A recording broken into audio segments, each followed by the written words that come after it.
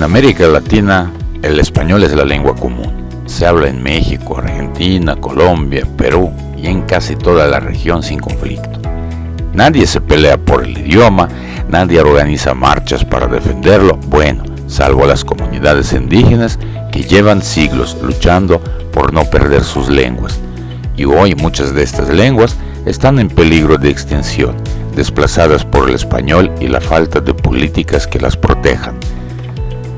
Pero en la mayoría de los casos el español se ha convertido en un puente de comunicación, no en un campo de batalla. Por eso cuando ven que los ucranianos defienden su idioma con tanta intensidad y rechazan el ruso, surge una pregunta natural. Nosotros usamos el español sin problema, ¿por qué los ucranianos no pueden aceptar el ruso igual? Para muchos, esto es como si un argentino se negara a hablar español porque vino de España, o como si un mexicano dijera que el español es una imposición y que mejor volvamos al náhuatl, que de hecho no es una idea tan descabellada. Hay quienes lo intentan, pero después de siglos de desplazamiento lingüístico, la lucha es cuesta arriba. Suena raro para la mayoría, pero para quienes han visto su idioma desaparecer no es una exageración, es una resistencia.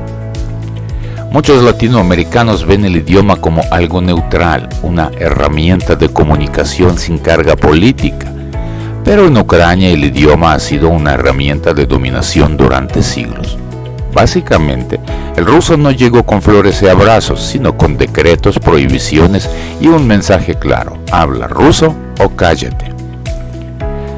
Para entender por qué los ucranianos defienden su idioma, primero hay que entender cómo se forman las naciones, cómo se imponen las lenguas y cómo la historia marca la identidad de un pueblo.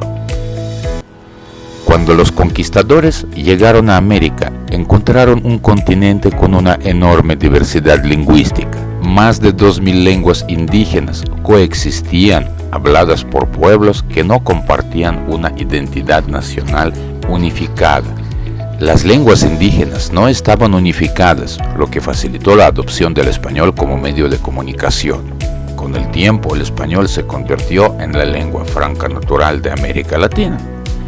Imagínense a los españoles desembarcando y escuchando 2000 idiomas distintos. Después de un par de intentos fallidos de comunicación, alguien dijo: miren que todos hablan español y nos ahorramos el problema. Y así nació el primer gran atajo lingüístico de la historia. Eficiente, ¿no? La historia de Ucrania es diferente.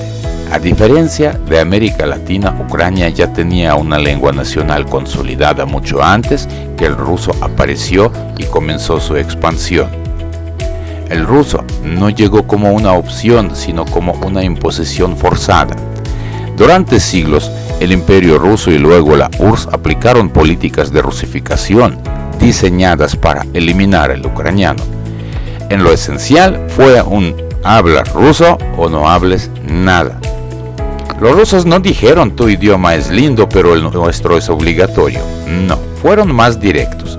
Tu idioma no existe, es solo un mal ruso hablado por campesinos ignorantes, así que mejor cállate y aprende ruso.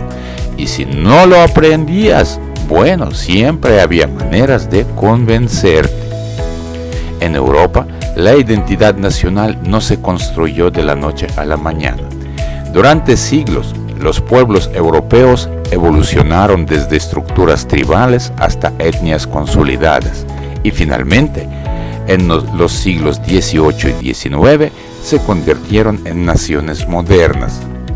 Europa era como un juego de mesa donde cada siglo alguien movía las fichas y cambiaba los países. Y en medio de todo esto, la lengua era lo único que les daba identidad. Básicamente, si querías saber de qué país eras, tenías que esperar a ver qué decía el mapa ese año. ¿Hoy somos alemanes o franceses? Déjame revisar el decreto imperial. El español en América Latina no se difundió solo por conveniencia, sino porque fue impuesto por la fuerza. Conquistadores y colonizadores eliminaron lenguas indígenas, prohibieron su uso en la educación y la administración y reemplazaron identidades lingüísticas con una sola lengua dominante. Pero con el tiempo, el español dejó de ser solo una imposición y se convirtió en un elemento de identidad compartida, no porque fuera impuesto sin resistencia, sino porque no había una lengua unificada que pudiera enfrentarlo. En Ucrania no fue así. Ahí sí existía una lengua nacional y aún así intentaron borrarla, pero el ucraniano resistió, sobrevivió a prohibiciones, persecuciones y siglos de rusificación, no desapareció porque quienes lo hablaban se negaron a rendirse. Para los ucranianos, hablar su idioma no es solo comunicación, es una declaración de existencia, porque cuando te han intentado borrar, cada palabra en tu idioma es una batalla ganada, y en esta batalla, cada sílaba es un acto de resistencia.